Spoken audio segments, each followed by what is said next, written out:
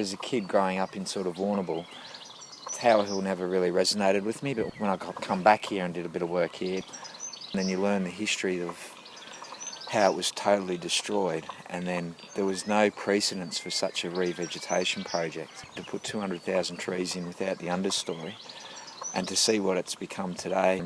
In 1980 there was like 20 species of birds, and then it exploded to like 110, and now there's over 220 species of birds, and the place hasn't even reached its sort of maturity yet. I mean, all the black wattles will start dying now because of the 80-year lifespan. Need another sort of 40 years for the gum trees to get the hollows, to get the bigger birds in, like your kookaburras and things. A lot of rosellas at the moment because of the she oaks, probably more rosellas than normal that I've seen. I think it's a really good place to be able to come in and just have a look to see what you can do to something within 10, 20 years.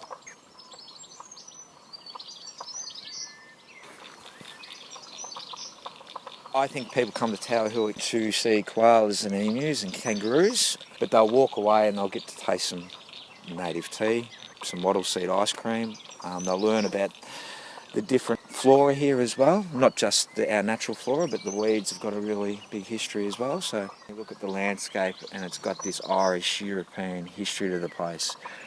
You go through that timeline of Tower Hill and Indigenous people here 30 to 35,000 years ago, the Monwarra Gunditj, Kakwong Gunditj, Yowan Gunditj, Kroik Gunditj, and you had your three languages. You had the Darrung, Japurung, Karayarung and Pekarung, just in this immediate sort of area.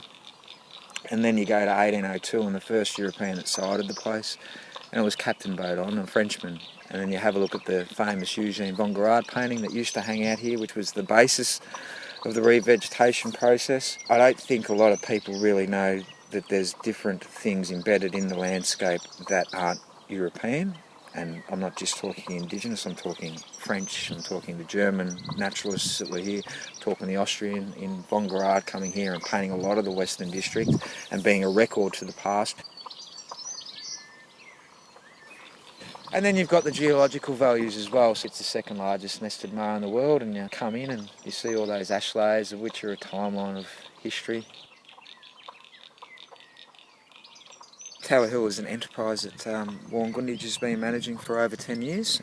We originally came out here to use it as a on-the-job training ground for Indigenous people to get them exposed to some tourism and retail and hospitality works. It gets over 250,000 visitors a year.